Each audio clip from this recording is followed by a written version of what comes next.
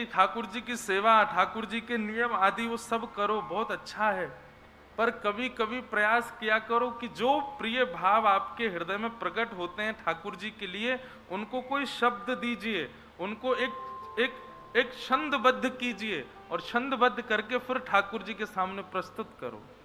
ठाकुर जी रीझ जाएंगे आपसे, ये सबसे प्रिय है ठाकुर जी को।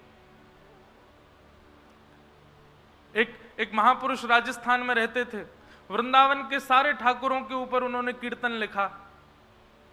राधा वल्लभ जी पर कीर्तन बनाया, बिहारी जी पर कीर्तन बनाया, सुंदर सुंदर ठाकुरों पर कीर्तन बना करके गाते थे। राधा रमण जी पर नहीं बनाया।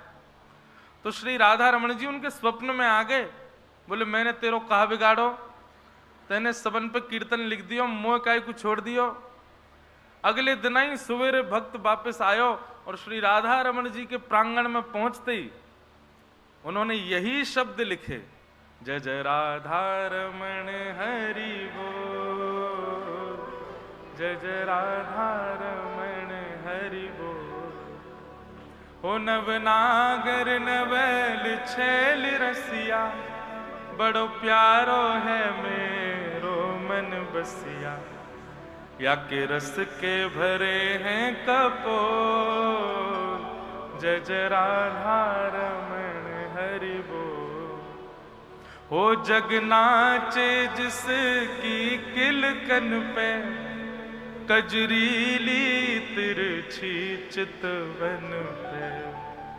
कर कालिंदी कूल किलो, जय जय राधा रमण हरि। बंधुओं, जब ये कीर्तन वो लिखे तो क्या मन में आ रहे थे और वो गाते जा रहे थे। एक क्षण के लिए मानो ऐसा लगा कि हमारे ब्रजनाथ, हमारे ब्रज के दुलारे श्री राधा रमण भी दोनों भुजा उठा करके नृत्य कर रहे थे उनके सामने। ठाकुर जी को सबसे प्रिय क्या है?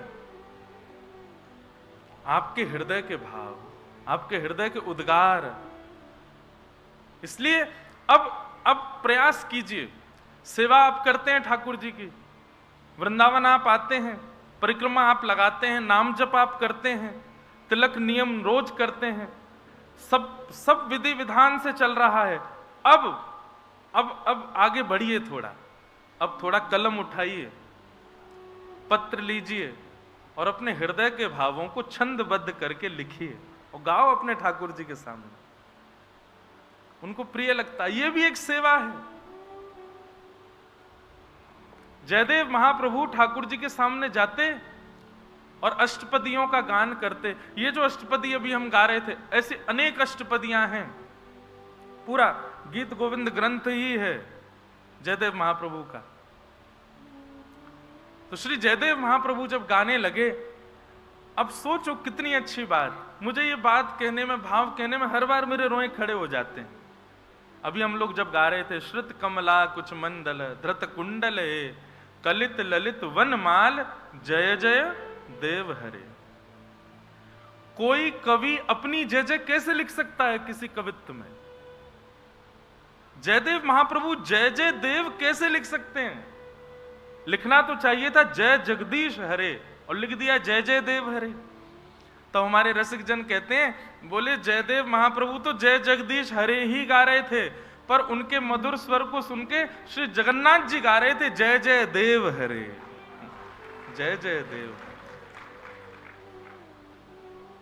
लिख लीजिएगा, ठाकुर जी को सबसे ज्यादा प्रिय है जब आप अपने हृदय के भाव शब्दबद्ध करके ठाकुर जी के आगे गाते हो। अब आप पूछेंगे, महाराज जी कैसे आएंगे भाव,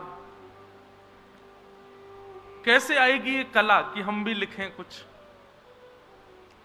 ये कला नहीं है। पहली बात तो इसको कला मत मानिएगा। कला होती है संसार को रिझाने को, सेवा होती है ठाकुर जी को रिझाने को। ये सेवा है। और ये सेवा आएगी कैसे? तो पूर्व के आचार्यों ने जितने पद लिखे हैं, स्वामी श्री हरदास जी हैं, भक्तिमती मीराबाई हैं। देखो, स्वामी जी के पद थोड़े से कठिन लग सकते हैं आपको, क्योंकि स्वामी जी जब गाते थे तो वे ध्रुपद और धमार में गाते थे।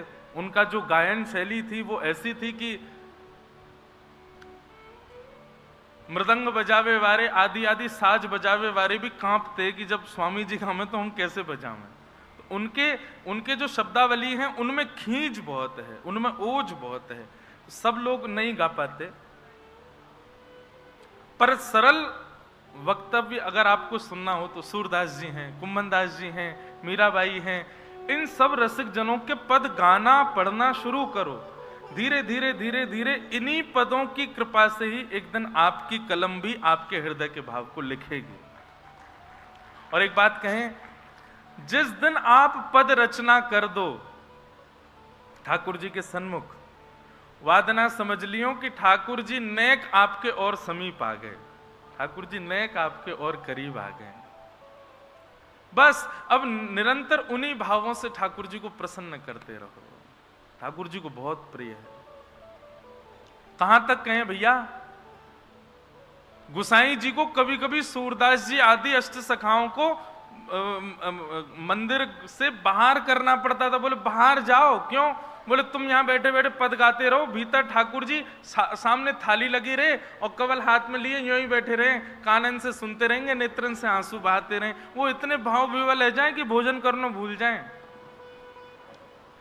इसलिए नियम बनाए आचार्यों ने कि जब ठाकुर जी का भोग लगेगा तब भोग के ही पद गाए जाएंगे। कहीं आपने लीला का पद गा दिया, कहीं आपने विरह का पद गा दिया तो ठाकुर जी भोग नहीं लगाएंगे। ये पद है ना, गोवर्धन वासी सांवरे, इतना प्रिय लगता है।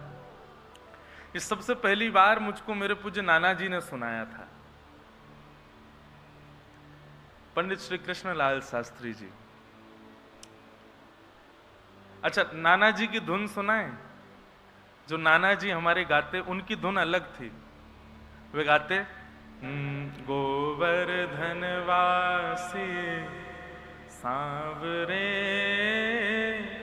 तुम बिन रयो न जाए, गिरिराज लढ़ते लाढ़ले, तुम बिन रयो न जाए, बंक चिते मुस्काए के सुंदर वदन दिखाए, लोचन तड़फे मीन जो युग भरी धरे बिहार, गिरिराज लढ़ते लाढ़ले,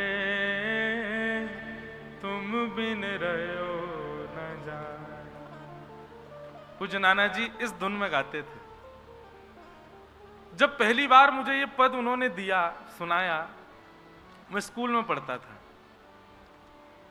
और वे कहते, बोले लाला तू काउदना या पद को याद कर लियो और याद करके तू गईयो, मैं रहूंगो कि ना रहूंगो मुझे पता ना है, लेकिन यह पद की ऐसी कृपा होगी तो को लाल जी के दर्शन निश्चित हो जाएंगे।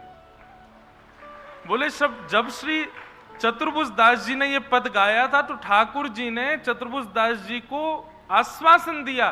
बोले हे चतुर्भुज दास जी, आपको तो दर्शन मेरे हो ही गए इस पद से, पर कलिकाल में जो भी कोई इस पद का आश्रय लेगा उसको अपनी मृत्यु से पूर्व मेरा एक बार दर्शन तो निश्चित होगा। मैं उसके अवगुणों का विचार नहीं करूंगा, उसको दर्शन जरूर दूंगा। पर अब देखो, इसी पद की कृपा हमारे पास गिरधर लाल जी पधारे, इसी पद से ही आए। पर इस पद का नियम है, जब ठाकुर जी शयन कर रहे हो तब मत गाओ, जब ठाकुर जी भोग आरोग रहे हो तब मत गाओ, जब ठाकुर जी का श्रृंगार चल रहा हो तब मत गाओ। ये पद आपको केवल तब गाना है जब ठाकुर जी खाली बैठे हैं, कुछ कर नहीं रहे, तब सुनाना है।